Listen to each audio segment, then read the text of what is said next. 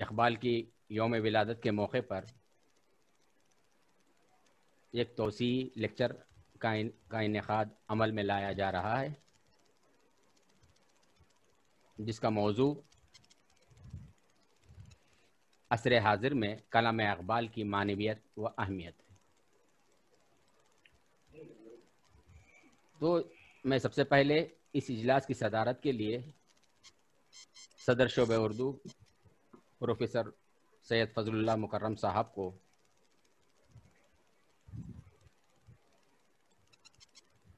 اس اجلاس کی صدارت کے لیے مدعو کرتا ہوں۔ اس توسیعی لیکچر کے روح رواں دانشور مدبر ڈاکٹر تقی عابدی صاحب ہیں۔ ذرا نوازی۔ آج کے جس اجلاس کی مہمان خصوصی پروفیسر فاطمہ پروین صاحبہ ہیں۔ یہ ہماری خوش نصیبی ہے کہ خلیل مدت میں ڈاکٹر تقی عابدی صاحب کا دوسرا لیکچر کا انعقاد کرنے جا رہے ہیں۔ اس سلسلے میں جہاں تک اس لیکچر کے انعقاد کے لیے جہاں موجودہ صدر پروفیسر سید فضل اللہ مکرم صاحب کی کوشش، انتھک کوشش، ان کی دلچسپی جہاں شامل ہے، وہیں پہ ڈاکٹر سید تقی عابدی صاحب کا شعبہ اردو سے لگاؤ بھی ظاہر ہوتا ہے۔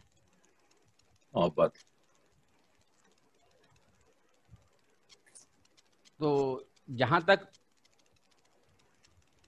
صاحب توسیعی لیکچر یا آج کے روح رواں خطیب ڈاکٹر سید تقی عابدی صاحب کے تعارف کا معاملہ ہے، میں یہ بات پورے اثر و رسوخ کے ساتھ کہہ سکتا ہوں، جامعات کے پروفیسر، اساتذہ سے لے کر ریسرچ اسکالر اور طلباء تک ہر ادیب و شاعر کوئی ایسا نہ ہوگا جو آپ کو نہ جانتا ہو۔ لیکن ہماری اردو کی تہذیب ہے، اردو کی روایت ہے، بغرض آموختہ کچھ موٹی موٹی باتیں آپ کے تعلق سے اظہار خیال کر دیتا ہوں۔ بنیادی طور پر آپ طبیب ہیں، ڈاکٹر ہیں، فزیشین ہیں، آپ کا قیام کینیڈا میں ہے۔ آپ نے اس میدان میں بہت ہی اعلیٰ ڈگریاں حاصل کی ہیں۔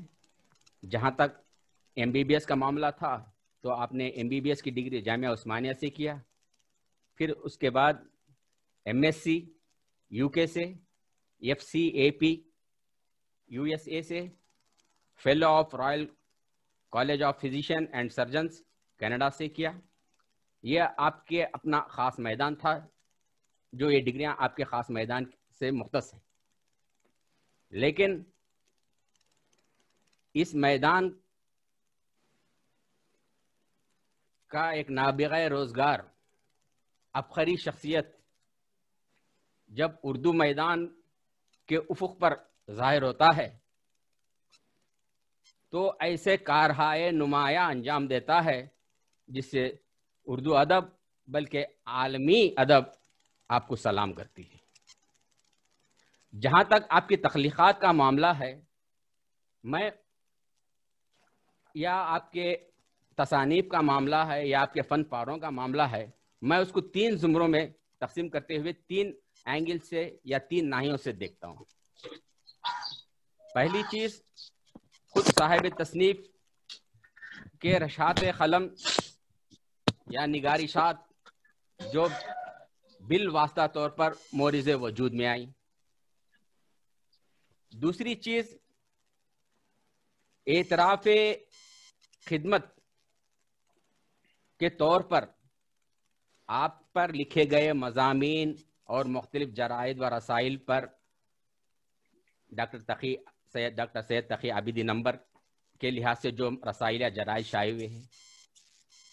تیسری وہ چیز جو دنیا کے مختلف جامعات میں آپ کے فکر و فن کو جانچنے اور پرکھنے کا کام کیا گیا. تو ان تین ناحیوں سے یا ان تین گوشوں سے یا ان تین اینگلوں سے آپ کے فن پارے اردو ادب کے افق پر نمودار ہوتے ہیں. آپ ایک کثیر التصانیف مصنف ہیں. آپ نے تقریباً 65 سے زیادہ کتابیں لکھی ہیں. اب میں ساری کتابوں کے نام گنانے بیٹھوں تو نفس مضمون یا نفس موضوع سے دوری پیدا ہو جائے گی، لیکن پھر بھی میں کچھ چنندہ کتابوں کے نام آپ تک میں پہنچا دیتا ہوں. لیکن اس انتخاب میں بھی میں اس کشمکش سے دوچار ہوں کہ جن کتابوں کا میں نے انتخاب کیا اور جن کتابوں کو میں نے چھوڑا، میرے انتخاب کی ہوئی کتابوں سے وہ بہتر ہو سکتی ہیں. یعنی ایسا ہی معاملہ ہے کہ ہم نے گلشن یا کسی باغ یا چمنستان کی سیر کی اور ہم کو کوئی پھول اچھا لگ گیا، ہم نے کسی ایک پھول کا انتخاب کیا، بعد میں پتا چلا کہ جس پھول کو ہم نے چھوڑ دیا وہ اس سے بہتر تھا. لیکن پھر بھی کچھ کتابوں کے نام میں یہاں پہ سنا دیتا ہوں. کلیات غالب، اقبال، چوں مرگایت، انشاءاللہ خان انشاء، فیض شناسی، فیض فہمی، دربار رسالت، کلیات حالی، حالی کا نعتیہ کلام، بچوں کے حالی، رباعیات دبیر. یہ کچھ کتابوں کے نام میں نے گنوا دیے ہیں. اسی طرح مختلف جرائد اور رسائل میں جو مضامین یا نمبر شائع ہوئے ہیں ان کی فہرست بھی کافی طویل ہے، لیکن پھر بھی میں ایک دو تین رسائل کے نام بطور نمونے کے پیش کر دیتا ہوں. فنکار حق شعار بائی پروفیسر عبد المنان طرزی. دوسرا، شاعر کا خصوصی شمارہ سید تقی عابدی، فن اور شخصیت کے عنوان سے. تیسرا جو تھا تقی عابدی، محقق و نقاد. اس کے علاوہ جو مختلف جامعات میں جو ریسرچ ورک ہوا ہے آپ کے اوپر یا آپ کے فکر و فن کو جو جانچنے اور پرکھنے کی کوشش کی گئی ہے، اس میں تقریباً ہندوستان اور پاکستان کے بہت سے جامعات یا سرکردہ جامعات شامل ہیں. یہ آپ کے تصانیف یا آپ کے فکر و فن کی چیزیں تھیں. اس کے علاوہ آپ نے بالمشافہ طور پر آپ نے ملک کی بہت سی سرکردہ یونیورسٹیوں میں آپ وزٹنگ فیلو کے طور پر بھی کام کیا ہے. مولانا ابوالکلام آزاد نیشنل اردو یونیورسٹی میں آپ نے وزٹنگ فیلو کے طور پر آپ نے اپنی خدمات انجام دی. تو وہیں پر جموں کشمیر،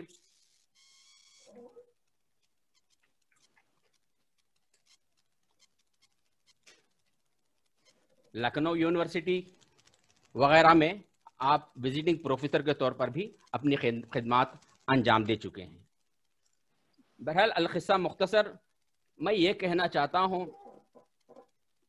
بے لوث خدمت اور فکر و فن میں خون جگر کو شامل کرنے کے بعد اردو ادب کی دنیا پر جو شخصیت نمودار ہوتی ہے وہ ہمیں ڈاکٹر سید تقی عابدی کی شکل میں ہم کو نظر آتی ہے.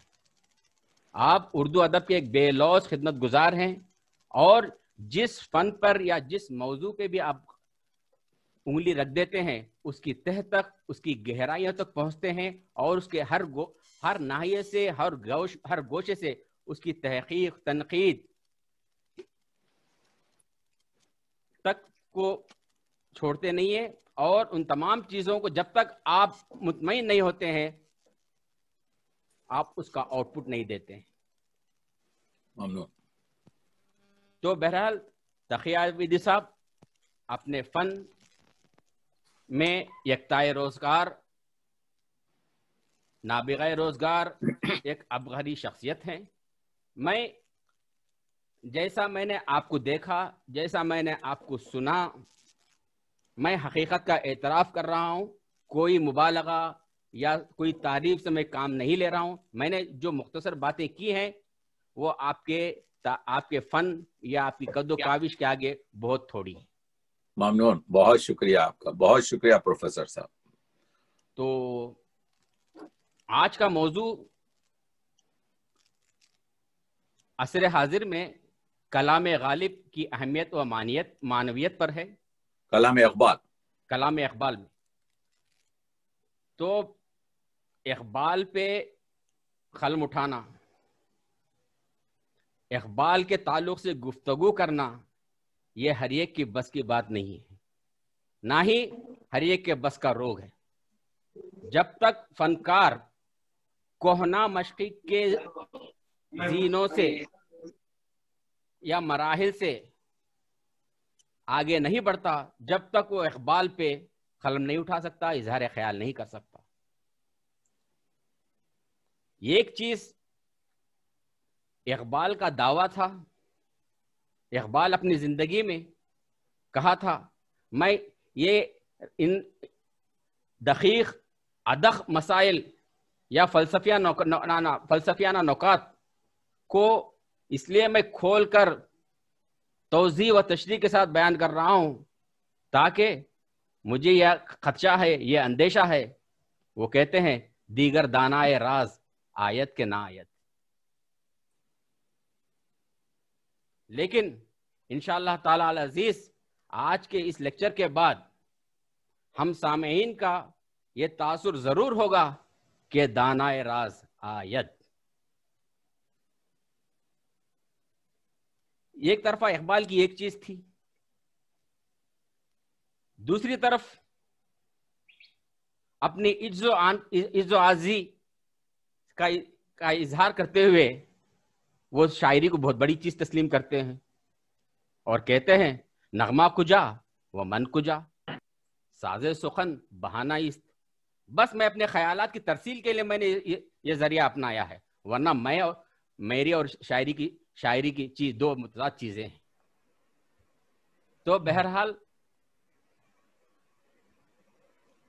جہاں تک اقبال کے فکر و فن کا معاملہ ہے، جب تک یورپ کے دورے سے پہلے، انگلستان کے دورے سے پہلے جب وہ ہندوستان میں تھے تو ان کے کلام میں ہندوستانیت، قوم پرستی، وطنیت کا اثر نمایاں تھا اور اس کے ثغور، اس کے حدود بھی بہت ہی متعین تھے. لیکن جب 1905 میں اقبال یورپ کا دورہ کرتے ہیں، انگلستان میں قیام کرتے ہیں، مغربی فنکار، مغربی ادیب، مغربی ادب اور وہاں کے حالات و کوائف کو دیکھتے ہیں تو وطنیت، قومیت، ثغور، سرحدیں ان کے اندر وسعت پانے لگتی ہیں اور اپنے من میں ڈوب کے وہاں کے حالات کا مشاہدہ کرتے ہوئے سوچتے ہیں کہ وطن عزیز کے احوال و کوائف، وہاں کی فکر، وہاں کی قوم، وہاں کی ملت کے کیا احوال ہیں. تو اسی وجہ سے انگلستان کے دورے کے بعد جب ان کے 1905-1908 کے بعد جب ان کی شاعری کا رنگ و روپ منظر عام پہ آتا ہے تو اس کا معاملہ دیگر گوں ہوتا ہے. فارسی کا اثر غالب، کیونکہ خیام انگلستان یا خیام یورپ میں اقبال نے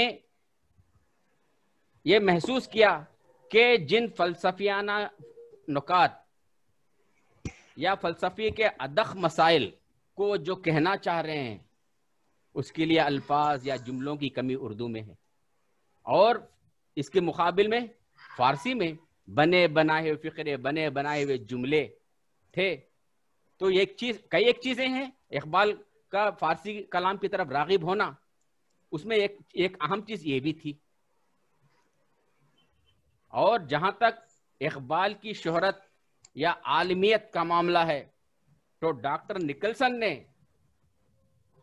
اقبال اقبال کی مجموعے اسرار بے خودی کو انگریزی میں ترجمہ کر کے یورپ اور اہل امریکہ کو متعارف کروایا اقبال کو. اور دوسری چیز، اقبال شاعری سے دور بھاگ رہے تھے، لیکن سر عبد القادر اور ان کے استاد آرنلڈ نے ان کو توجہ دلائی کہ آپ کو اس میدان میں رہنا ضروری ہے. بہرحال یہ مختصر باتیں تھیں. میں اپنی گفتگو کو مختصر کرتے ہوئے میں بڑے ہی ادب و احترام کے ساتھ عزت مآب ڈاکٹر سید تقی عابد صاحب کو دعوت سخن دیتا ہوں کہ وہ اپنے گفتگو سے ہمیں مستفید فرمائیں. بسم اللہ الرحمن الرحیم. صدر محفل پروفیسر فضل اللہ مکرم صاحب، مہمان خصوصی پروفیسر فاطمہ پروین صاحبہ، اور میں شرمندہ ہوں کہ پروفیسر نشاط احمد صاحب نے، جو خود علامہ اقبال کے عاشق ہیں، بہرحال محبت کی ہے. یہ ذرا نوازی تھی. بات یہ ہے کہ آج ہم بات کرتے ہیں، آج وہ دن ہے کہ خود علامہ اقبال نے دوسروں کے لیے کہا تھا، لیکن ان پر منتخب ہوتا ہے کہ وہ منطبق اس وجہ سے ہوتا ہے، ہزاروں سال نرگس اپنی بے نوری پہ روتی ہے، بڑی مشکل سے ہوتا ہے چمن میں دیداور پیدا. لفظ دیداور پر فکر رہے. آج سے 82 سال پہلے جب علامہ اس دنیا سے قمری لحاظ سے 63 سال اور عیسوی لحاظ سے 60 سال سے کچھ مہینے اوپر زندگی کر گزرے، تو انہوں نے کہا تھا، سرود رفتہ باز آیت کے نائے. یہ جو نغمہ ہے، یہ جو نغمہ آپ سن رہے ہیں، یہ شاید پھر پلٹ کر نہ آئے. نسیمی از حجاز آیت کے نائت. یہ مکے اور مدینے سے جو نسیم سحر آ رہی ہے، پیغام کی صورت میں شاید دوبارہ نہ آئے. سرآمد روزگار این فقیری، دیگر دانائے راز آیت کے نہ آیت. میں اپنے آخری وقت پر، مجھ پر فلک تنگ ہو چکا ہے، اب شاید یہ راز کہنے والا آئے نہ آئے. میں کہوں گا علامہ اقبال 82 سال گزر گئے، کوئی دانائے راز نہیں آیا. وہ اقبال جس نے اپنی مختصر سی عمر میں اردو کے 4 بڑے شاعروں میں، یعنی میر تقی میر، مرزا غالب، میر انیس اور محمد اقبال شامل ہے. وہ اقبال جس نے تقریباً، اگر اردو اور فارسی اور کچھ انہوں نے پنجابی میں بھی کہا ہے شعر، اگر ملائے جائیں باقیات کے ساتھ تو تقریباً 17-18 ہزار شعر ہوتے ہیں. وہ اقبال جن کی 8 فارسی میں مجموعے ہیں اور 4 اردو میں مجموعے ہیں، اور ایک مجموعہ فارسی اور اردو کا ان کے انتقال کے بعد شائع ہوا. تو سوال یہ ہے آج کے عنوان کا کہ موجودہ دور میں، عصر حاضر میں، کلام اقبال کی اہمیت کیا ہے؟ جب سوال اہمیت کا ہوتا ہے تو اہمیت کے لفظ میں اور 2 چیزیں رہتی ہیں. ایک یہ، اہمیت اس چیز کی ہوتی ہے جس سے کچھ فائدہ ہو، تو اہمیت میں خود بخود افادیت آتی ہے. اور افادیت اور اہمیت کسی چیز کی جب ہوتی ہے جب اس میں معنویت ہو. تو آپ دیکھ رہے ہیں کہ ہم کو دیکھنا پڑے گا کہ کلام اقبال کی معنویت کیا ہے، کلام اقبال کی افادیت کیا ہے. جس کی وجہ سے کلام اقبال کی اب اہمیت موجودہ دور میں کیا ہے. ہم اقبال کو کیوں پڑھیں؟ ہم اقبال کے اشعار کو کیوں پڑھیں؟ ہم اقبال کے 1495 خطوط جو پرنٹڈ ہیں ان کو کیوں مطالعہ کریں؟ ہم اقبال کے ملفوظات کو کیوں پڑھیں؟ ہم اقبال کے مقدمات اور اقبال کی کتابیں اور اقبال کے جو مقدمے اور جو مقالات ہیں ان سے کیا استفادہ کر سکتے؟ 21ویں صدی کا دور ہے، گلوبل ٹیکنالوجی ہے، راستے سکڑ چکے ہیں. آج انسان چاند پر جا چکا ہے لیکن اخلاق سے پوری طریقے سے گر چکا ہے. کیا علامہ اقبال جو دانشور بھی تھے، جو مصلح بھی تھے، جو انسانیت کے علمبردار بھی تھے، جو عظیم ترین شاعر بھی تھے، کیا ان کی تھیوریاں آج کام کر سکتی ہیں؟ یقیناً. علامہ اقبال نے کہا تھا، کھول کر آنکھیں میرے آئینے گفتار میں، کھول کر آنکھیں میرے آئینے گفتار میں، آنے والے دور کی دھندلی سی ایک تصویر دیکھ. ابھی ڈاکٹر پروفیسر نشاط احمد نے کہا تو نکلسن جس نے علامہ اقبال کے فارسی کلام کی 1920 میں ترجمہ کیا تھا، وہ نکلسن کہتے ہیں کہ اقبال کی معنویت کا راز اس نقطے میں پوشیدہ ہے کہ اقبال اپنے زمانے کے شاعر ہیں اور اپنے زمانے کے آگے کے بھی شاعر ہیں. وہ صرف اپنے زمانے میں اسیر اور مقید نہیں ہے. اقبال کی عظمت اس میں ہے کہ وہ اپنے دور کا احساس رکھتے ہیں، ماضی کی گزری ہوئی قدروں کا پتہ لگاتے ہیں اور آئندہ زمانے کا خواب دیکھتے ہیں.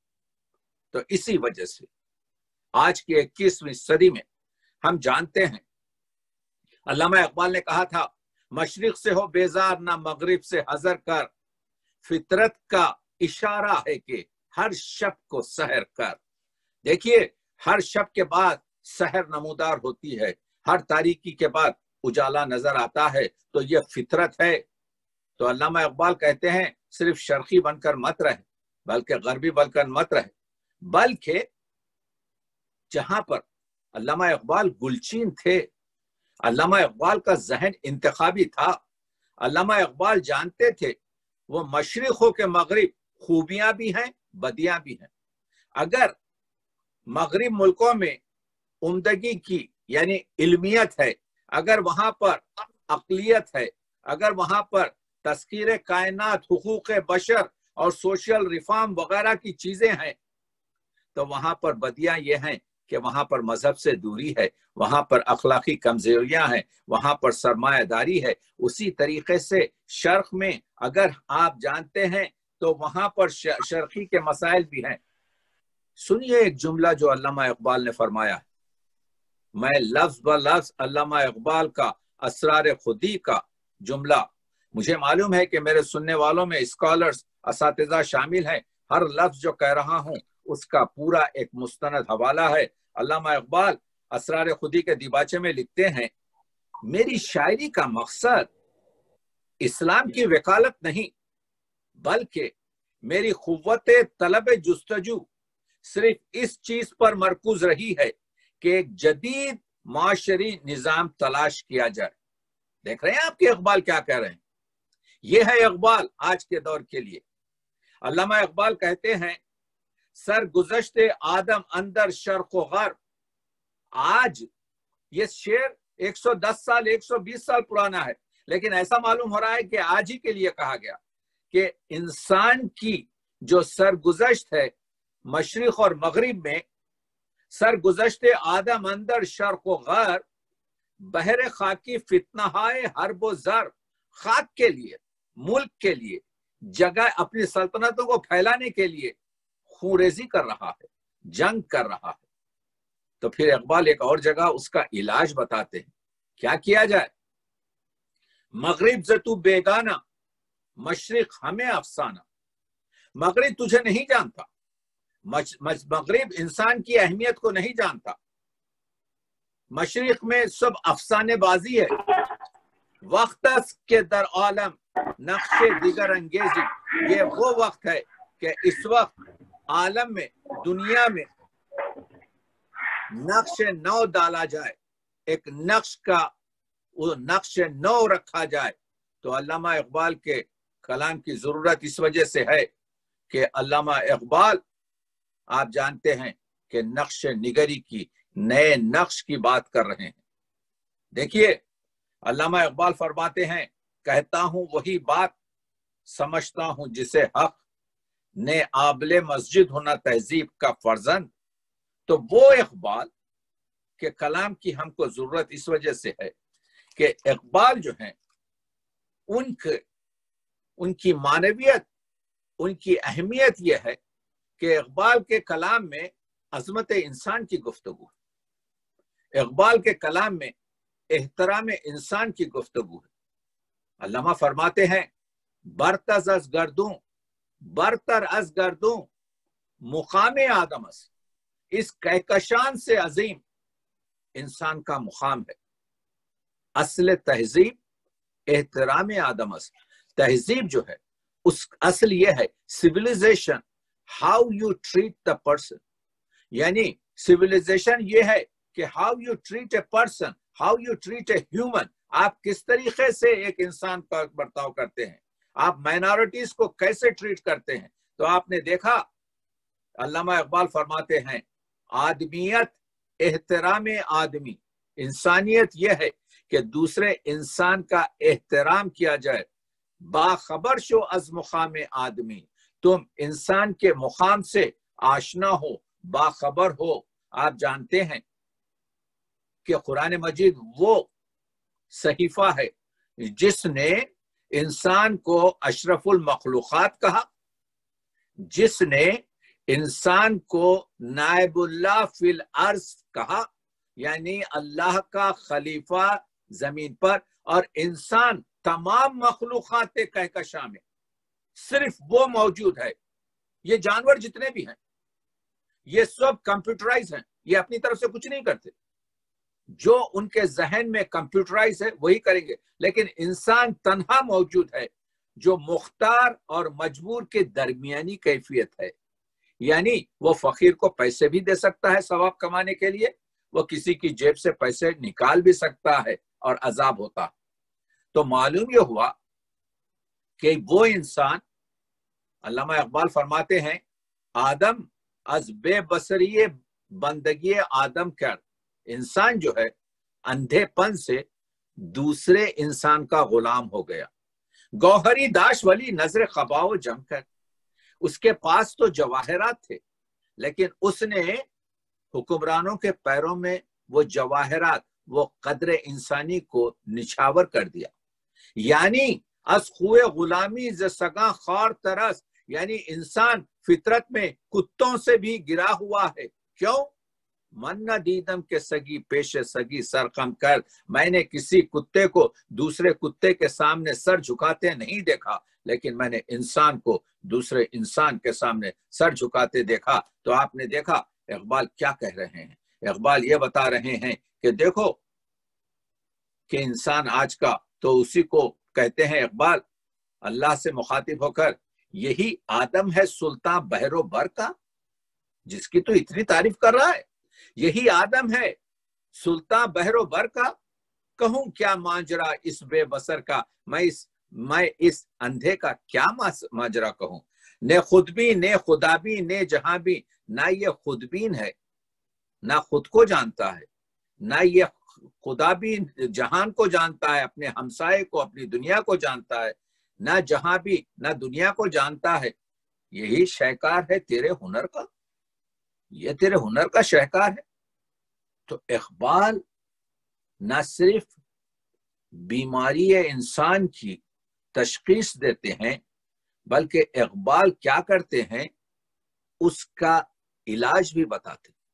دیکھیے اقبال نے کہا تھا، میرا فخر بہتر ہے اسکندری سے۔ اسکندر کون؟ سکندر اعظم، جس نے شرق اور غرب کو فتح کر لیا تھا، مگر میں جو گدا ہوں، میں جو ایک فقیر ہوں، میرا فخر بہتر ہے اسکندری سے۔ یہ آدم گری ہے، وہ آئینہ سازی۔ اسکندر نے تو آئینہ بنایا تھا، لیکن میں نے کیا کیا آپ جانتے ہیں، میں نے آدمگیری کا کام کیا. تو آپ دیکھ رہے ہیں کہ میں عرض یہ کر رہا ہوں کہ یہاں سے یہ 3 شعر لیتے جائیں جو علامہ اقبال جاوید نامے میں انسان سازی کے بارے میں کہتے ہیں کہ آپ کس طرح سے اپنے آپ کو پہچانے. کہتے ہیں 3 اسٹیپ ہیں. یہ ہے کلام اقبال، یہ ہے اہمیت اقبال، یہ ہے معنویت اقبال، یہ ہے جو اقبال انسان کو انسان بناتا ہے. کیا کہتے ہیں؟ پہلا اسٹیپ، شاہد اول شعور خیشتن، خیش را دیدن ب نور خیشتن. پہلا اسٹیپ یہ ہے کہ آپ اپنا محاسبہ کیجئے اپنے ضمیر کی روشنی میں. آپ سوچئے، کہیے تقی عابدین تم کیا ہو؟ اپنے وجدان کی روشنی میں پہلے اپنے آپ کو محاسبہ، اپنے آپ کو جاننے کی کوشش کریں. یہ پہلا اسٹیپ. شاہد اول شعور خیشتن، خیش را دیدن ب نور خیشتن، یہ پہلا اسٹیپ ہے. اور اس کے بعد سے دوسرا کیا ہے؟ شاہد ثانی شعور دیگری. دوسرا زینہ یہ ہے کہ شعور دیگری، خیش را دیدن ب نور دیگری، اپنے آپ کو محاسبہ کرنا لوگوں کے خیالات میں کہ لوگ میرے بارے میں کیا کہہ رہے ہیں، لوگ میرے بارے میں کیا نظریہ رکھتے ہیں، ہمسایہ مجھے کس طرح سے جانتا ہے، مجھے اجتماع کس طرح سے پہچانتا ہے. یہ دوسرا اسٹیپ. اس کے بعد آتا ہے شاہد ثالث، تیسرا زینہ، شعور ذات حق، خیشرا دیدن ب نور ذات حق. اب آپ اپنے آپ کو دیکھیں گے کہ آپ شریعت میں کتنے خوب اچھے ہیں، آپ طریقت میں کتنے عمدہ ہیں، آپ حقیقت میں کتنے عمدہ ہیں. دیکھیے یہ جو ہمارا مذہب ہے ہر دین کا، وہ علم ہے. اگر اس علم میں عمل نہیں تو علم بیکار. اور عمل میں اگر اخلاص نہیں تو عمل بیکار. اور اخلاص میں اگر یقین نہیں تو اخلاص بیکار. یعنی اگر آپ نماز پڑھ رہے ہیں، آپ کو کیا کہتے ہیں خلوصی نہیں ہے، تو وہ نماز کیا ہوئی؟ اور اگر خلوص بھی ہے مگر آپ کو شک ہے اللہ ہے یا نہیں ہے، تو پھر وہ اخلاص کیا؟ تو علم میں عمل نہیں تو علم بیکار، عمل میں اخلاص نہیں تو عمل بیکار، اخلاص میں یقین نہیں تو آپ جانتے ہیں اخلاص بیکار. اسی وجہ سے تو کہا گیا قرآن مجید میں کہ یہ کتاب ان لوگوں کے لیے ہدایت کی ہے جو یؤمنون بالغیب، جو غیب پر ایمان رکھتے ہیں، یقین رکھتے ہیں. تو آپ نے دیکھا اقبال یہ کہتے ہیں انسانیت کے بارے میں، ہوس نے ٹکڑے کر دیا ہے نوع انسان کو. یہ لالچ، یہ حساس، اس نے انسانوں کو ٹکڑے ٹکڑے کر دیا ہے. اخوت کا بیاں ہو جا، محبت کی زباں ہو جا. اقبال کے کلام کی ضرورت، اہمیت اس وجہ سے ہے کہ آج کے پرآشوب دور میں جہاں پر جنگ و جدل چل رہی ہے، اقبال کا کلام محبت کا درس دیتا ہے. علامہ اقبال کہتے ہیں کہ یہ جو میں توحید کو آپ کے مرکز اپنے کلام کا بنایا ہوں، وہ خطبات ہوں جو ساتھ ہوں، یا وہ آپ کے فارسی اور اردو میں اشعار ہوں، یا وہ علامہ اقبال کے مقالات ہوں، یا وہ علامہ اقبال کے ملفوظات ہوں، یا وہ علامہ اقبال کے آپ جانتے ہیں کہ خطوط ہوں. علامہ اقبال محبت کی گفتگو کرتے ہیں، کہتے ہیں، پوچھتے ہیں تفریق ملل حکمت افرنگ کا مقصود. یہ ویسٹرن وائز یہ چاہتے ہیں کہ یہ قومیں ایک دوسرے سے لڑیں، ڈیوائیڈ اینڈ رول. اسلام کا مقصود فقط ملت آدم. تو علامہ کہتے ہیں میں نے یہ نقطہ توحید جو رکھا یہ اسلامی طریقے سے نہیں رکھا، بلکہ اس وجہ سے رکھا کہ اگر ایک اللہ کی اگر بزرگی کو مان لیا جائے تو 1000 سجدوں سے نجات ہو جائے گی انسان. اسی وجہ سے علامہ اقبال نے کیا کہا؟ کس نہ باشد در جہاں محتاج کس. نہیں کہا کہ ایک مسلمان دوسرے مسلمان کا محتاج رہے، بلکہ کہا کوئی بھی اس دنیا میں دوسرے شخص کا محتاج نہ رہے. کس نہ باشد در جہاں محتاج کس، نقطۂ شر مبین انست و بس. ہماری شرع کا سب سے اہم اور محور اور جوہر یہی ہے اور اس کے علاوہ کچھ نہیں ہے۔ تو آپ نے دیکھا کہ کہتے ہیں کہ مکے نے دیا خاک جنیوا کو یہ پیغام، جمعیت اقوام یا جمعیت آدم، you have done united nations? No, united human ہونا چاہیے، یعنی انسان کو چاہیے کہ ایک دوسرے سے مل جائے، نہیں یہ کہ اپنے گروپ میں تقسیم ہو کر یونائٹڈ وہ بنے۔ تو آپ نے دیکھا، تو میں یہ بتا رہا تھا کہ علامہ اقبال کے کلام میں آپ جانتے ہیں کہ جو چیزیں ہوتی ہیں، علامہ اقبال کا کلام عزت نفس کی زندگی گزارنے کی تعلیم دیتا ہے۔ علامہ اقبال فرد سازی، قوم سازی اور انسان سازی کے محور ہے، اس وجہ سے اس کلام کی اہمیت ہے۔ اقبال اردو کا وہ واحد شاعر ہے جس نے اپنی شعر و ادب کو صرف مقصد اور ہدف کے لیے استعمال کیا ہے۔ ابھی جو ذکر ہو رہا تھا، جس کے علامہ اقبال فرماتے ہیں اگر میں حسن نظامی کی طرح سے نثر لکھ سکتا تو کبھی اپنی شاعری کو ممتع نظر نہیں رکھتا۔ میں شاعری کو اس وجہ سے آپ کے فروغ دے رہا ہوں، وہ بھی فارسی میں، اس وجہ سے کہ ہمارے بر صغیر کے لوگوں کو اس سے دلچسپی ہے۔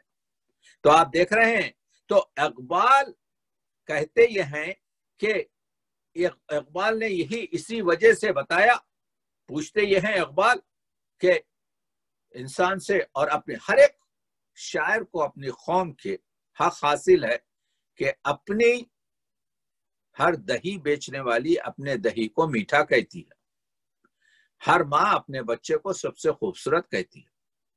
جتنے بھی بڑی بڑی کتابیں لکھی گئیں، وہ ڈانٹے کی آپ کے ڈیوائن آپ کے کامیڈی ہو یا آپ کے ہیومر کی آپ کے جو ہے کتاب ہو، وہ خود اپنے اپنے عقیدوں پہ لکھی گئی۔ علامہ اقبال کہتے ہیں رگوں میں وہ لہو باقی نہیں ہے، وہ دل وہ آرزو باقی نہیں ہے، نماز و روزہ و قربانی و حج یہ سب باقی ہے، تو باقی نہیں ہے۔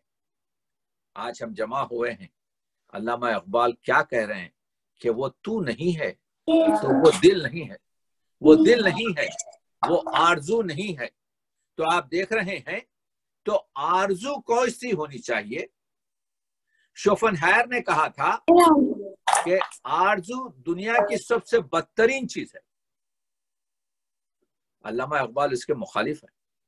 علامہ اقبال کہتے ہیں ماز تخلیق مقاصد زندگی از شعاع آرزو تابندگی، اگر ہمارے پاس مقصد نہ ہو جینے کا تو یہ زندگی بیکار ہے، اور ہماری جو یہ اشرفی ہے، یہ اشرف المخلوقاتی ہے، یہ صرف اس وجہ سے ہے کہ ہم آرزو رکھتے ہیں۔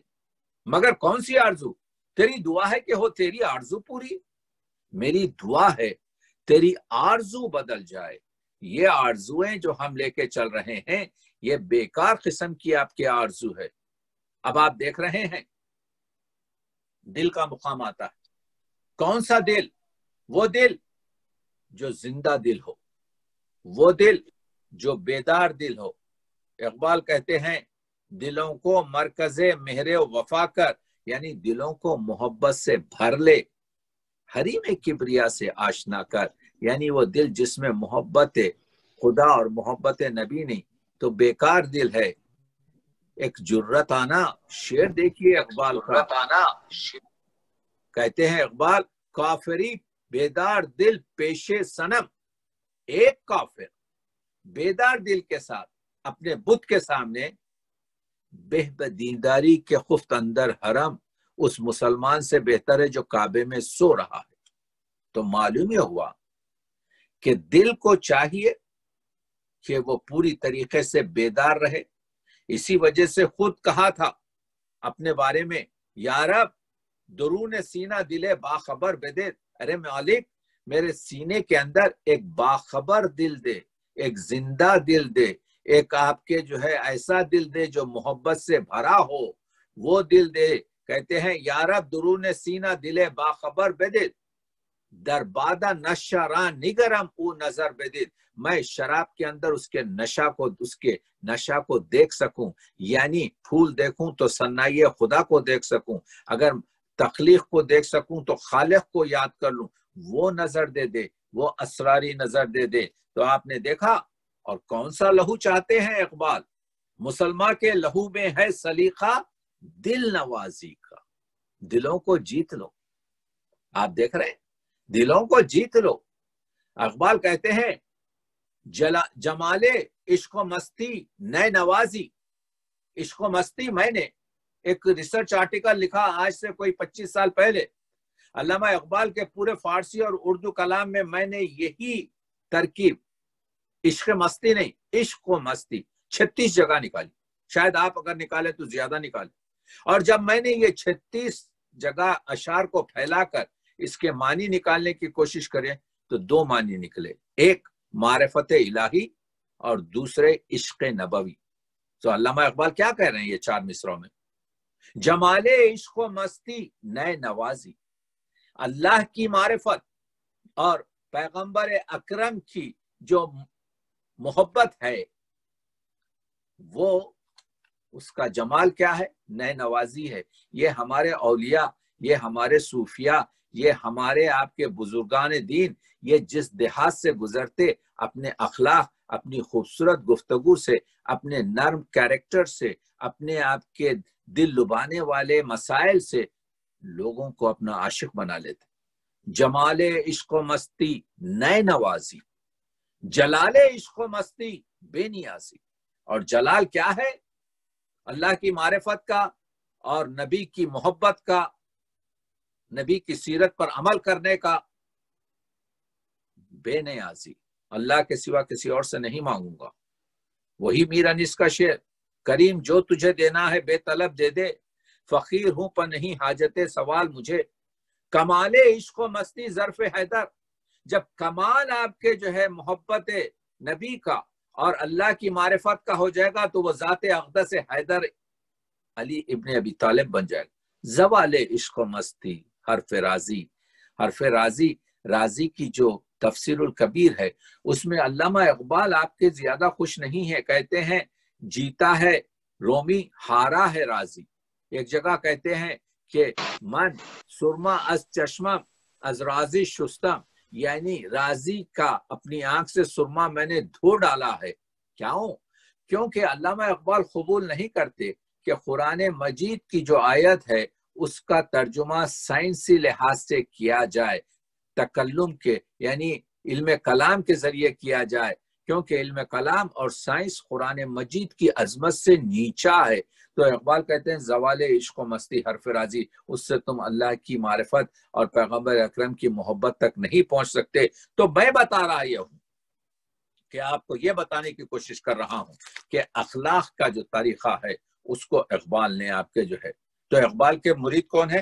اقبال کے آپ کے جو ہے، اقبال کے مرشد ہیں مولانا روم، اور اقبال ان کے مرید ہیں۔ تو مولانا روم نے ایک چیز شعر کہا تھا، میں یہ بتانے کی کوشش کر رہا ہوں کہ اقبال جب حق کی بات کرتے ہیں تو اپنے استاد اور اپنے مرشد سے بھی آپ کے جو ہے کسی قسم کا ملاحظہ نہیں کرتے۔ جب مولانا روم نے کہا، کیا کہا کہ زمانہ باتو نہ سازت تو زمانے ستی، اگر زمانہ تیرے ساتھ نہیں چل رہا ہے، زمانہ باتو نہ سازت تو بزمانے بساز، تو تو اپنے آپ کو زمانے کی طرح سے کر دے۔ علامہ اقبال کہتے ہیں حدیث بے خبراں اس بزمانے بساز، یہ بے خبروں کی گفتگو ہے کہ تو زمانے کی طرح ہو جا۔ زمانہ باتو ناسازت تو بزمانے ستیز، اگر زمانہ تیری طرح سے نہیں ہے تو تو زمانے سے جنگ کر کے زمانے کو اپنی طرح سے کر لے۔ تو یہ ہے اقبال، یہ ہے عظمت اقبال کہ اپنے مرشد سے بھی اقبال آپ کے جو ہے جہاں پر تعلقات میں مسائل میں ہوتے ہیں، کیونکہ میں زہر حلاحل کو کبھی کہہ نہ سکا قند، وہ اقبال۔ مولانا روم نے کہا تھا چشم بند وہ گوش بند وہ لب بے بند، آنکھیں بند کر لے، کانوں سے مت سن، اور لب بے بند، گر نہ بینی راہ حق برمن بخند، اگر تو نے راہ حق نہیں دیکھی تو تو مجھ پر ہنس سکتا ہے۔ یہ حضرت مولانا روم کا شعر تھا۔ علامہ اقبال نے اس کے بالکل برعکس کہا، کیا کہا؟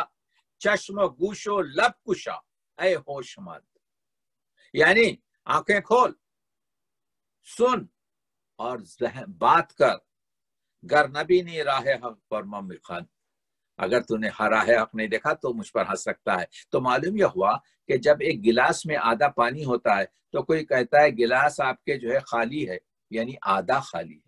جب گلاس میں پانی رہتا ہے کوئی کہتا ہے گلاس بھرا ہوا ہے، آدھا بھرا ہوا ہے، دونوں صحیح ہیں۔ تو کہنے کا مطلب یہ ہے کہ علامہ اقبال نے اپنا جو مرکز بنایا ہے اپنی گفتگو کا، دیکھیے علامہ اقبال کہتے یہ ہیں کہ میرا مرکز جو ہے اپنی گفتگو کا قرآن کریم ہے۔ علامہ اقبال کا ایک شعر، علامہ اقبال کو ان کے والد نے کہا، اقبال قرآن مجید اس طرح سے پڑھو جیسا تمہارے دل پر نازل کیا گیا، تیرے ضمیر پر جب تک نہ ہو نزول کتاب، تیرے ضمیر پر جب تک نہ ہو نزول کتاب، گرا کشا ہے نہ راضی نہ صاحب کشاف، جب تک کہ تیرے دل پر آپ کے جو ہے اثر اس کتاب کا نہ ہوگا تو یہ راضی کی نہ تفسیر الکبیر کچھ کام کرے گی، نہ آپ کے جو ہے صاحب کشاف کی تفسیر کچھ کام کر سکے گی۔ اب یہ جو کہا جاتا ہے کہ بھئی قرآن مجید 1400 سال پرانی ایک پرانی کتاب ہے، اس سے آج کے مسائل کیا حل ہوں گے، تو اقبال کہتے ہیں کتاب زندہ قرآن الکریم، وہ کتاب زندہ ہے جس کا نام قرآن ہے۔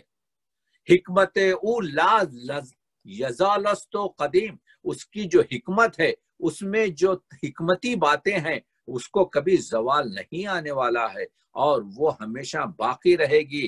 کہتے ہیں نوع انسان را پیام آخری، وہ انسانوں کے لیے جو ہے آخری پیغام ہے۔ حاصل او رحمت للعالمین، حامل او رحمت للعالمین، اس کو حمل کر کے لانے والا، وہ ہم کو دینے والا پیغمبر اکرم رحمت للعالمین ہے۔ صد جہاں تازہ در آیات اوس، تم ایک جہان کی بات کر رہے ہو، 100 دنیایں اس کی آیات کے اندر ہیں۔ پھر کہتے ہیں عصرہ پیچیدہ در آیات اوس، اس عصر، دور، زمان سب اس کی آیات کے اندر پیچیدہ ہیں، یعنی لپٹے ہوئے ہیں۔ آیات کو کھول کر تو دیکھو تو تم کو معلوم ہوگا کہ قرآن مجید کی چیز ہے۔ اس کے بعد سے پلٹتے ہیں، پلٹ کے کہتے ہیں کہ اے کہ می نازی و قرآن عظیم، تو جو اتنا ناز کر رہا ہے کہ میرے گھر میں قرآن ہے، تا کجا در حجرے می باشی مقیم، اور تو نے لے جا کے اس کو جو ہے کمرے میں رکھ دیا طاق میں۔ صاحب قرآن وہ بے ذوق و طلب، تو صاحب قرآن ہو کے تیرا ذوق طلب زیرو ہے۔ العجب ثم العجب ثم العجب، تعجب خیز چیز ہے، افسوس ہے کہ تو کیسا ہے۔ چوں مسلمانہ اگر داری جگر، یہ جو کہتے ہیں کہ ہم حافظ قرآن ہیں، یہ جو کہتے ہیں کہ ہم قرآن رکھتے ہیں، کہہ رہا اگر اقبال کہتے ہیں اگر دم ہے، اگر جگر رکھتے ہو، در ضمیر خیش در قرآن نگر، تو قرآن پڑھ کر اس کی آیات کے سینے میں اتر کر سمجھ۔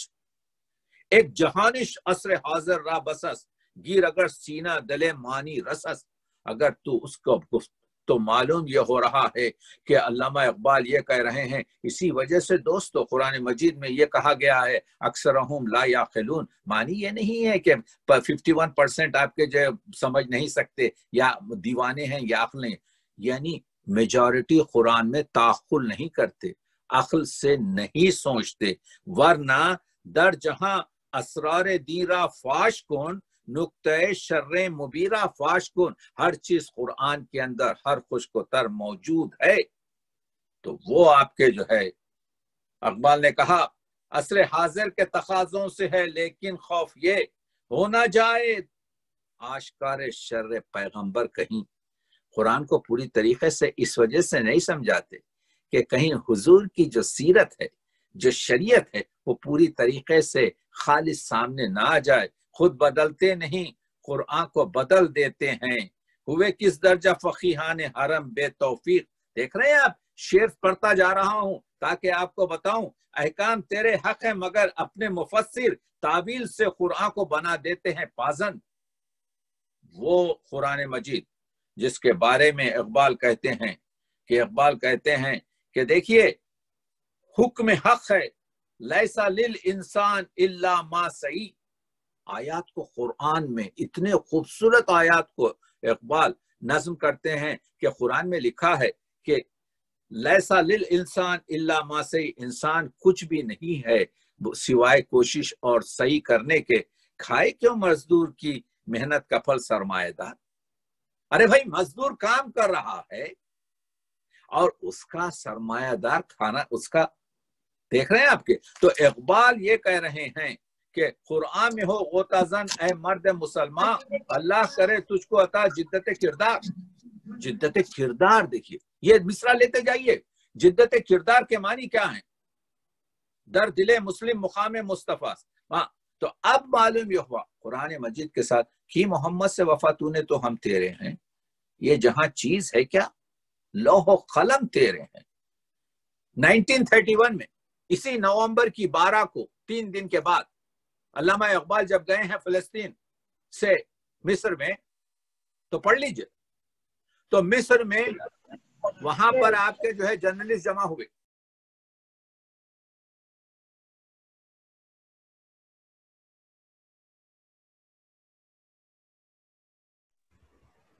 کیا میری آواز آ رہی ہے نہیں آ رہی ہے؟ آ رہی ہے ڈاکٹر صاحب، آ رہی ہے۔ کوئی چینج کر رہے ہیں میں سمجھتا ہوں، ٹھیک ہے آ رہی۔ اچھا، تو میں عرض یہ کر رہا تھا کہ 1931 یعنی تقریباً 80 سال پہلے جب علامہ اقبال فلسطین سے ہوتے ہوئے جب قاہرہ گئے ہیں مصر میں، تو وہاں پر آپ کے جرنلسٹ آئے اور جرنلسٹوں نے کہا کہ دیکھیے یہ جو نوجوان ہمارے ساتھ آئے ہیں یہ شبان المسلمین کے نوجوان ہیں، یہ نوجوان ہیں، ان کے لیے کچھ آپ کے جو ہے فرمائیے۔ اقبال نے بعد میں اگرچہ کہ ان کے لیے انگریزی میں تقریر کی، لیکن اس وقت ایک کاغذ لیا اور انگریزی میں ایک لائن لکھی۔ کیا لکھا؟ کہا، ترجمہ سنیے، کہا میں مصر کے جوانوں سے درخواست کرتا ہوں کہ حضور اکرم کے وفادار رہیں، بس یہی لکھا، کی محمد سے وفا تو نے تو ہم تیرے ہیں، یہ جہاں چیز ہے کیا؟ لوح و قلم تیرے ہیں، قوت عشق سے ہر پست کو بالا کر دے، یہ عشق ہے، یہ عشق محمد ہے، یہ عشق الہی ہے، یہ عشق کے پاور سے تو اٹھا ہر ایک گرے ہوئے آدمی کو، ہر ایک پست کو، اور دہر میں اس میں محمد سے اجالا کر دے، اس دنیا میں جو تاریکی ہے، جو ظلمت ہے، اس کو تو مٹا دے۔ تو آپ دیکھ رہے ہیں، تو اقبال یہ کہتے ہیں جب جاوید نامہ میں جمال الدین افغانی کے بارے میں کہتے ہیں، دیکھیے علامہ اقبال کو کمال سے پڑھنا ہے۔ مسئلہ یہ ہو گیا ہے کہ ہم لوگ جو ہیں فارسی سے دور ہو گئے ہیں اور ملانا ہے دونوں کو، تو علامہ اقبال کا پیغام سمجھ میں آ جائے گا۔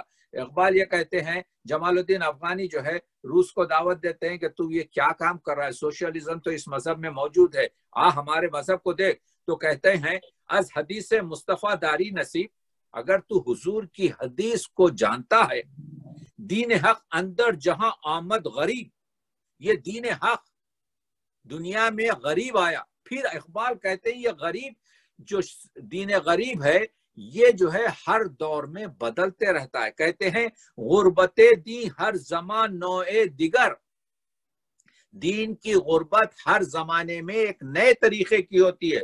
نقطہ دریاب در داری نظر، تو اس نقطے کو سمجھ جا اگر تو جانتا ہے، بہر عام مردی کے صاحب جستجوز، غربت دین ندرت آیات اس، وہ شخص جو دانشور ہے، وہ شخص جو سمجھ سکتا ہے، وہ آیات قرآن کے اندر اس غربت کو درک کر سکتا ہے۔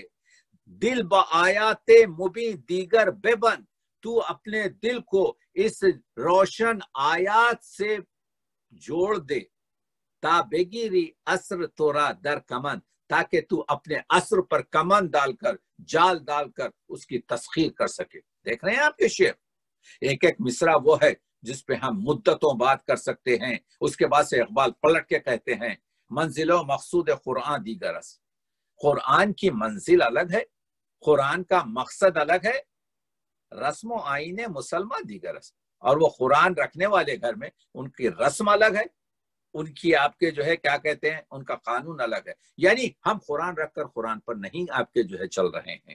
اقبال کہتے ہیں، در دلے او آتش سوزندہ نیست، وہ شخص جو آتش اس کے دل میں آپ کے جو ہے وہ سوز و گداس نہیں ہے۔ مصطفیٰ در سینے او زندہ نیست، حضور کا عشق اس کے سینے کے اندر زندہ نہیں ہے۔ بندے مومن ز فرقاں بندے مومن سے قرآن برنخورد، مومن ہوتے ہوئے انسان قرآن سے فائدہ نہیں اٹھایا. در ایاغ او نہ میں دیدم نہ دور، نہ تلچھٹ ہے اس کے آپ کے جام میں، نہ اس کے جام میں شراب ہے. یعنی کہتے ہیں خود طلسم خیسر و کسرا شکست. اسی مسلمان نے خیسر، روم اور ایران کی درباروں کو لوٹ لیا، توڑ دیا، سلطنتوں کو بکھیر دیا. خود طلسم خیسر و کسرا شکست، خود سر تخت ملوکیت نشست. اس کے بعد خود جو ہے آپ کے بادشاہ بن کے بیٹھ گیا. آپ دیکھ رہے ہیں، یعنی کہ اقبال یہ بتانے کی کوشش کر رہے ہیں کہ ہم نے کس طریقے سے، اور اقبال کہتے ہیں کہ حضور جو ہیں بوریا ممنون خواب راحتش، تاج کسرا زیر پائے امتش. حضور تو بوریے پر سوئے لیکن امت کو انہوں نے تخت آپ کے پر سلایا. کہتے ہیں مان شبہ چشم او محروم نوم، اس کی آنکھیں شب، حضور کی آنکھیں تمام شبیں، تمام راتیں جاگتے ہوئے گزاری. تاب تخت خسروی خوابید قوم، تاکہ آرام سے قوم جو ہے آپ کے رات میں تخت پر سو سکے. تو معلوم یہ ہوا کہ اقبال یہ بتانے کی کوشش کر رہے ہیں کہ ہم کو حضور سے وفا کرنے کی ضرورت ہے. ہم نے وفا نہیں کی ہے، اسی وجہ سے اقبال کہتے ہیں کہ آگے بڑھ کے کہتے ہیں. دیکھیے آج کے دور میں اہمیت اقبال کے کلام کی یہ بھی ہے، کیونکہ میرے پاس وقت زیادہ نہیں ہے، کہ یہ جو آج کل کے کنٹریز ہیں اس میں لقمہ حرام ہے، اس میں کرپشن ہے، اس میں رشوت خواری ہے.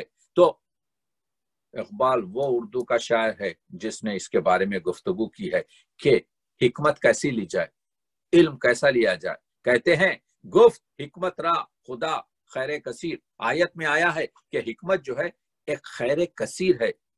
ہر کجا این خیر را یابی بگیر، جہاں کہیں بھی مل جائے اس کو جو ہے حاصل کر لے. سوال کرتے ہیں اقبال رومی سے، علم و حکمت کا ملے کیوں کر سوراخ، کس طرح ہاتھ آئے سوز و درد و داغ. تو جواب دیتے ہیں علم و حکمت زائد از لقمہ حلال. علم و حکمت ملے گا تجھے لقمہ حلال کھانے سے. عشق و رقت آئز از لقمہ حلال، اور دل میں گداس، اور یہ جو ہے عشق خداوندی جو رقت ہے یہ تجھے صرف لقمہ حلال سے ملے گا. کہتے ہیں تا ندانی نقطہ عقل الحلال، جب تک وہ نقطہ حلال جو لقمہ ہے اس کے فلسفے کو جب تک تو سمجھ نہیں سکتا، بر جماعت زیشتن گردد مات، تو اپنی جماعت میں باقی نہیں رہ سکتا. اسی وجہ سے اقبال کہتے ہیں خودی کے نگہباں کو ہے زہر ناب، وہ نان جس سے جاتی رہے اس کی تاب، وہی نان ہے اس کے لیے ارجمن، رہے جس سے دنیا میں گردن بلند. اور کبھی کہتے ہیں اے طائر لاہوتی اس رش سے موت جس رش سے آتی ہے پرواز میں کوتاہی. حضور اخلاق مجسم، حضور کے اخلاق ایسے کہ اللہ جو ہے آپ کے تعریف کرتا ہے کہ تمہارے جو ہے خلق عظیم ہیں. تو آپ دیکھیے آج کے دور میں اقبال کہتے ہیں کہ ہم حضور سے جو دور ہوئے تو ہمارے اخلاق بھی. ایک حاتم طائی جو تھا، جو بڑا سخی تھا، حضور کے سے پہلے یعنی حضور کے اسلام کا دعوت سے پہلے وہ مر چکا تھا، لیکن حاتم طائی کے قبیلے کو بعد میں جنگ کر کر اس کو لایا گیا، اور حاتم طائی کی جو بیٹی تھی اس کو اسیر کر کر لایا گیا. بڑے باپ کی بیٹی تھی. وہ کہتے ہیں پائے در زنجیر و ہم بے پردہ بود. حاتم طائی کی بیٹی کے پیروں میں زنجیر، ہاتھ میں ہتکڑیاں، اور اس کے سر پہ چادر نہیں تھی. گردن از شرم و حیا خم کر دے بود، وہ شرم و حیا سے اپنی گردن کو خم کر دی تھی کیونکہ بڑے باپ کی بیٹی تھی. دخترک را چون نبی بے پردہ دید، یہ ہے اخلاق محمدی صاحبو. جب اس اصیل لڑکی کو حضور نے بے پردہ دیکھا، دخترک را چون نبی بے پردہ دید، چادر خود پیش روئے او کشید، اپنی چادر نکالی اور اس لڑکی کے سر پر چڑھا. یہ ہے خلق، یہ ہے اخلاق محمدی، یہ ہے دنیا کو بتانا ہے देखिए इसी वजह से तो इकबाल ने एक बड़ा अजीम शेर कहा जो आप यहां से लेते जाइए। इकबाल कहते हैं मी तवानी मुनकिरे यज़दा शुदन, इम्कान है कि तुम अल्लाह के मुनकिर हो जाओ। 30% लोग जो हैं, 30% लोग एथिस्ट हैं, अल्लाह को नहीं मानते। इकबाल कहते हैं मुनकिरस मी तवानी, हो सकता है, मुनकिरे यज़दा शुदन, कि तू अल्लाह का मुनकिर हो। मुनकिरस शाने नबी न तवा शुदा, मगर किसी सूरत में हुजूर की शान से, पैगंबर अकरम के अखलाक और शान से का तो मुनकिर नहीं हो सकता। कमाल का शेर, कमाल का शेर है। तो आप देख रहे हैं, तो वो कहते हैं जब ये इकबाल ने कहा कि चादर उड़ा दी, अब इकबाल जो है पलट कर कहते हैं माँ अजी खातून तय उरिया तरीम, हम लोग जो है हातम ताई की बेटी से ज्यादा नंगे सर हैं, पेशे अखवाम जहां भी चादरी, हम लोग दुनिया के आपके जो है बेचादर हैं। आपको मालूम होना चाहिए कि अल्लामा इकबाल के जो वो था, जो अल्लामा इकबाल ने अभी जो गुफ्तगू हुई, 3 उनके जो है दौर हैं। एक आपके जो है तश्कीली दौर है, बीच का जो है तदरीजी दौर है, और आखिरी दौर जो है आपके तकमीली दौर है। लेकिन इन तीनों अदवार में अल्लामा इकबाल ने हमेशा अपना नुक्ते नजर किसको रखा है? अपने जवानों को रखा है। सिर्फ वो जवानों से आपके जो है कहते हैं, इसी वजह से कहते हैं कि जवानों को सूजे जिगर बख्श दे, मेरा शौक मेरी नजर बख्श दे, मेरे दीदे तर की बेखाबियां, मेरे दिल की पोशीदा बेताबियां, उमंगे मेरी, आरजुएं मेरी, उम्मीदें मेरी, जुस्तजुएं मेरी, यही कुछ है साखी मताए फकीर, इसी से फकीरी में हूं मैं अमीर, मेरे काफिले में लुटा दे इसे, लुटा दे ठिकाने लगा दे उठे। आज हम यहाँ जमा हुए हैं कि इकबाल के रोज़े तवल्लुद पर, इकबाल के रोज़े विलादत पर हम इन चीजों को अपने सब के सामने लुटा रहे हैं। इस वजह से तो इकबाल ने इनको शाहीन से खिताब किया है। देखिए खुदी का फलसफा कभी कभी बात करूंगा, वक्त मिले तो उसके लिए तो 2 घंटे की जरूरत है। खुदी में आपके जो है चीजें ये है कि इस्बात खुदी है, एहसास खुदी है, तरबियत खुदी है, तकमील खुदी है और समर खुदी है। हम लोग आमतौर से जो बात करते हैं वो समर खुदी पर बात करते हैं, जिसमें मर्द मुजाहिद है, मर्द कामिल है, मर्द खलंदर है, मर्द मोमिन है, शाहीन है। इकबाल ने इन जवानों को कहा, इकबाल कहते हैं मन के नौ उम्मीद हम जे पीराने कोहन, मैं ये बूढ़े दिमागों से, ये आपके जो है जिद्दी लोगों से नाउम्मीद हो। दारा मजरूजी के मी आयत सुखन, लेकिन एक रोज मुतमईन हूं कि एक दिन ऐसा आएगा कि क्या होगा कि मेरे कलाम को लोग समझेंगे। तो इकबाल कहते हैं कि ये जो हम लोग आज की अहमियत इकबाल की इसमें है कि नुदरत फिक्र अमल की जरूरत है। फिक्र भी होना चाहिए और अमल भी होना चाहिए और उसमें नुदरत होना चाहिए। देखिए क्या खूबसूरत तश्कील है। नुदरत फिक्र अमल क्या शय है? ज़ौक़ इनक़िलाब। देखिए इकबाल ने नौजवानों को अपनी आरजू का चराग और अपनी उम्मीदों के आफताब जाना है। इकबाल कहते हैं आज मेरी कलाम की रोशनी मध्यम सही, लेकिन कुछ साल के बाद ये रोशन होगी। इकबाल नहीं है ना उम्मीद इकबाल अपनी किश्ते वीरा से, जरा नम हो तो ये मिट्टी बड़ी जरखेज है साकी। इकबाल को मालूम था कि आज हम उनकी 2020 में इकबाल जान रहे हैं कि हम उनके बारे में बात कर रहे हैं। मैंने सुबह से कम 3 जगह पर आपके गुफ्तगू की है।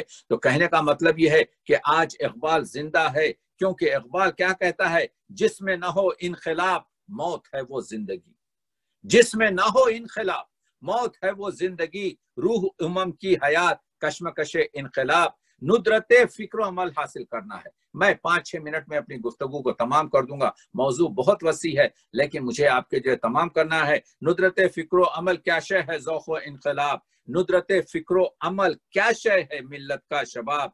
नुदरत फिक्र अमल से मोजिज़ात जिंदगी, नुदरत फिक्र अमल से संग खारा लाल नाब। अगर तुम्हारे पास वो नुदरत फिक्र अमल है तो ये खारे का संग, یہ گرینیٹ پتھر جو ہے یہ ہیرا بن جاتا ہے. یہ محبت کی حرارت، یہ تمنا کی نمود، فصل گل میں پھول رہ سکتے نہیں زیر حجاب. یعنی جب فصل گل آئے گی تو بہرحال پھول کھلیں گے. تو اقبال نے کیوں کہا آپ کے ایک جارحانہ پرندے کو کہ یہ اچھا آپ کے جو ہے ہمارا جوان اس طرح سے بن جائے؟ تو اقبال کہتے ہیں کہ اس میں میں فخر کے، اس میں آپ کے فقیرانہ چیزیں میں دیکھتا ہوں. کیا دیکھتا ہوں؟ کہ وہ آپ کے جو ہے بلند پرواز ہے، وہ تیز نگاہ ہے، وہ اوروں کا آپ کے جو ہے مارا ہوا نہیں کھاتا، وہ آشیانہ نہیں بناتا، وہ آپ کے تیز پرواز ہے. عقابی روح، اسی وجہ سے کہا عقابی روح جب بیدار ہوتی ہے جوانوں میں، نظر آتی ہے ان کو اپنی منزل آشیانوں میں.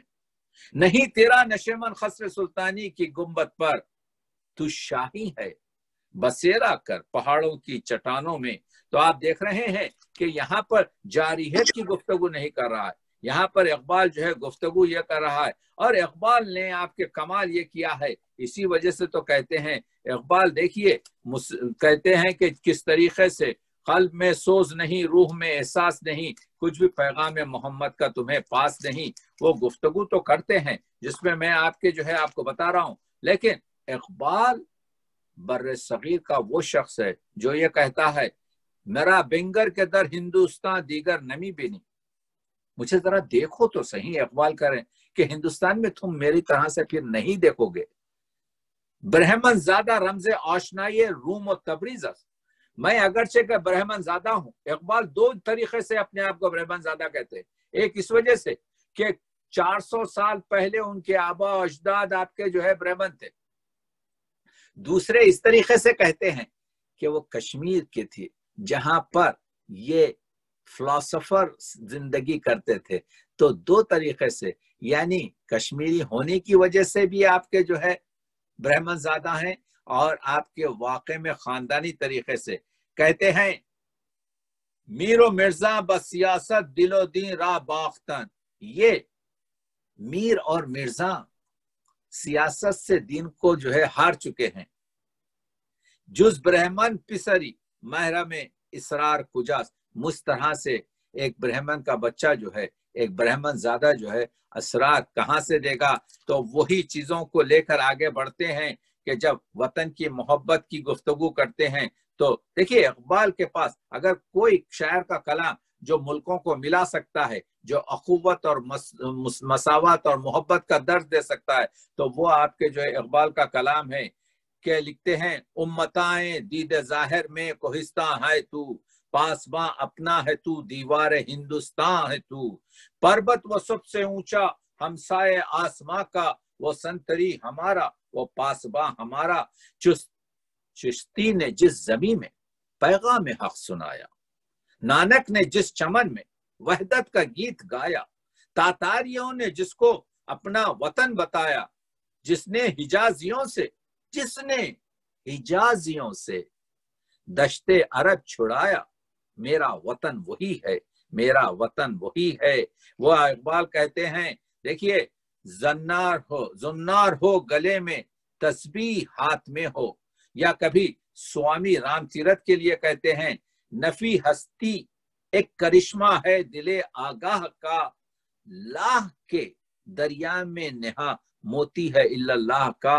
تو علامہ اقبال پر جب مسجد خطیب کے دلدار علی نے کفر کا فتویٰ دیا تو یہ تمام چیزوں کا ذکر کیا کہ یہ بھی ایسے ایسے کام کرتا ہے اقبال، اور یہ چیزیں کرتا ہے. لیکن اقبال کا کمال ہے کہ جس طریقے سے آپ دیکھیے علامہ اقبال نے کتنی خوبصورت طریقے سے نیا شوالا کی گفتگو کی ہے کہ ایک نیا شوالا اس دیش میں بنا دیں، دنیا کے تیرتوں سے اونچا ہو اپنا تیرت، دامان آسماں سے اس کا کلس مٹا دیں. یا جو رام کی آپ کے جو نظم ہے، یا سارے جہاں سے اچھا ہندوستان ہمارا ہے، رام کے وجود پہ ہندوستان کو ناز، اہل نظر سمجھتے ہیں اس کو امام ہند.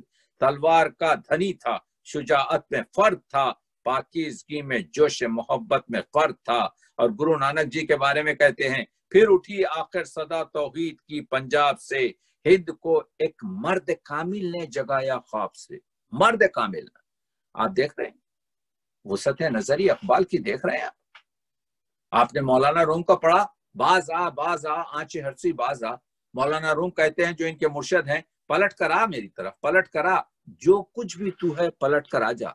बाज आ आंचे हस्ती बाज आ, तू गबर बुत परस्तो आतिश परस्त बाज आ। तू अगर काफिर है, तू अगर बुत परस्त है, तू अगर आतिश परस्त है, पलट का। ये दरगाह है माँ, दरगाह है नाउम्मीद नीस।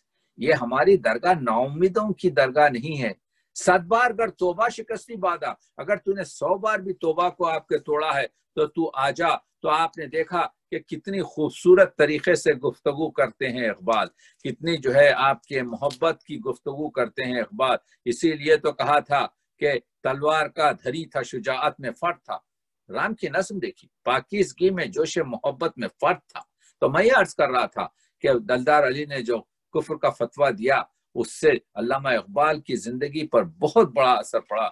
यही जिस तरीके से आपके जो है, जब फिलिस्तीन गए हैं अल्लामा इकबाल, तो फिलिस्तीन में जब उनको, फिलिस्तीन में हुआ ये कि वहां पर इलेक्शन हुए मोतमर इस्लामी के, अमीनुल हुसैनी को आपके उसका सदर बनाया गया और फिर 4 नायब सदर बनाए गए। 4 नायब सदर में से एक अल्लामा इकबाल को भी बनाया गया क्योंकि जवान थे। एक आपके ईरान के जो है डिप्टी फॉरेन मिनिस्टर को बनाया गया, जियाउद्दीन। तो डिप्टी फॉरेन मिनिस्टर लिखते हैं कि अल्लामा इकबाल ने वहां पर 4 मिसरे पढ़े, 3 शेर पढ़े, और मैं ताज्जुब में आ गया कि अल्लामा इकबाल तो फारसी में बात नहीं कर सकते थे, लेकिन बहुत खूबसूरत मिसरे कहे। तारीख चूबर किनारे इन दिल सफीना सूख, गुफ्तंत कार तू बबनगाह खरसता। जब तारीख ने इन दिल के किनारे पर अपनी किश्तियां जला दी तो लोगों ने कहा यह बेवकूफी का काम है। दूरी मत सवाद वतन बास चू रसीम, हम लोग अपने वतन से बहुत दूर हैं, कैसे पलट कर जाएं। तरके शोएब जे रुए शरीयत कुजा रवाज, घर को छोड़ना शरीयत के लिहाज से कुजा कहां पर आपके बजा है। खंदी व दस्त खीश बशमशीर बुर्द गुफ, तारीख हंसा और अपना हाथ अपनी तलवार पर रखकर कहा, हर मुल्क मिल्के मास के मुल्क खुदाए मास। हर मुल्क जो है हमारी जायदाद है, क्योंकि हमारे अल्लाह की वो जो है जायदाद है। तो दोस्तों, ये गुफ्तगू मैं कर रहा हूँ, बात ये की जाती है कि अल्लामा इकबाल ने पूरी तरीके से आपके जो है खवातीन की जो है बहुत आपके वो की है। तो 2-3 जुमले उनके भी सुना देता हूँ। अल्लामा इकबाल फरमाते हैं, देखिए अल्लामा इकबाल का आर्टिकल देखिए 1904 में, वो मखज़न में कौमी जिंदगी के उन्वान से जो कहते हैं, वो ये कहते हैं, औरतों की तालीम सबसे ज्यादा तवज्जो की मोहताज है। अल्लामा इकबाल का जुमला, औरतों की तालीम सबसे ज्यादा तवज्जो की मोहताज है। मर्द की तालीम फर्द की तालीम है, लेकिन औरत की तालीम एक पूरे खानदान की तालीम है। इस वजह से अल्लामा इकबाल की आज जरूरत है कि हम आपके इकबाल, आज देखिए हमारी खवातीन, हमारी लड़कियां कितना दर्स पढ़ रही हैं। आज माशाल्लाह से जो है ये बच्चों जो हमारे जो मर्द हैं उनके हाथ पीछे बांध चुकी हैं। औरत हकीकत में तमाम तमद्दुन की जड़ है। अल्लामा फरमाते हैं, औरत हकीकत में तमाम तमद्दुन की जड़ है। अल्लामा इकबाल फरमाते हैं, माँ और बीवी 2 ऐसे प्यारे लफ्ज हैं जिनमें तमाम मजहबी और तमद्दुनी नेकियां पोशीदा हैं। औरत को तालीम से महरूम रखना कौम के आधे हिस्से को जाहिल रखने के मुतरादिफ है, और इस हालत में कोई कौम तरक्की नहीं कर सकती।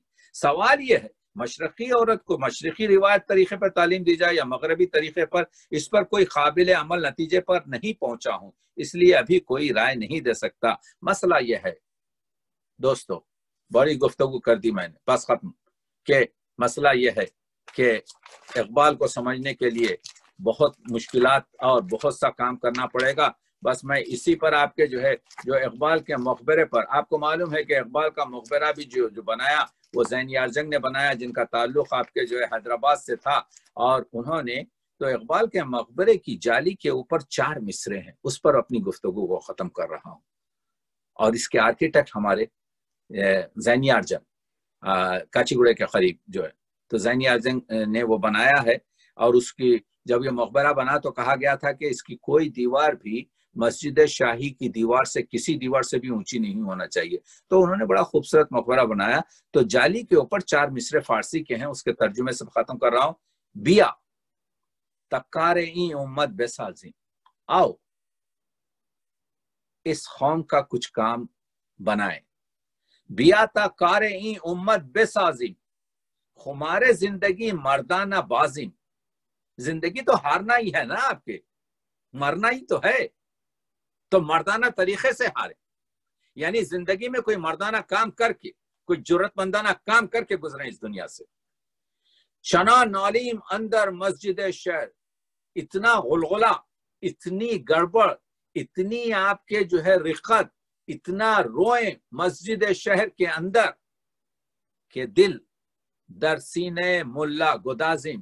تو وہ ملا جس کا سینے میں پتھر کا دل ہے، اس میں بھی آپ کے اس کو نرم اور گداز، اور اس کی آنکھوں سے بھی آنسو کو بڑھا دیں.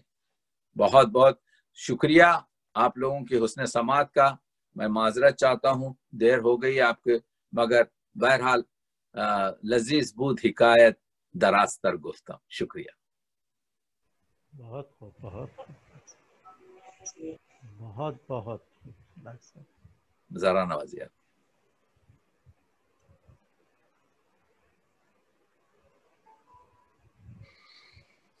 ہاں نشاط انمیوٹ کر لیں.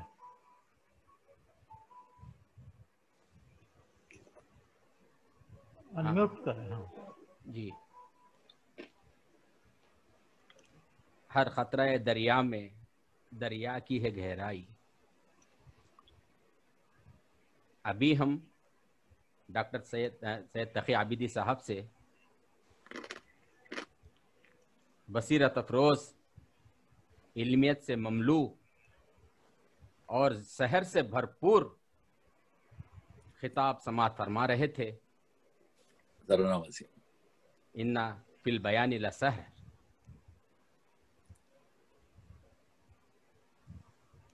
میرے جملے کو ڈاکٹر صاحب نے لے لیا. ہم آپ کی گفتگو کو اور سننا چاہ رہے تھے. بہت دلچسپی کے ساتھ آپ کے بیان میں ہم مسحور ہو چکے تھے. میں یہی کہنا چاہ رہا تھا، لذیذ بود حکایت دراز تر گفتم.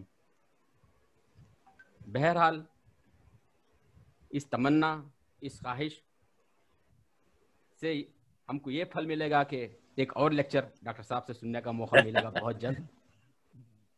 نقش ہیں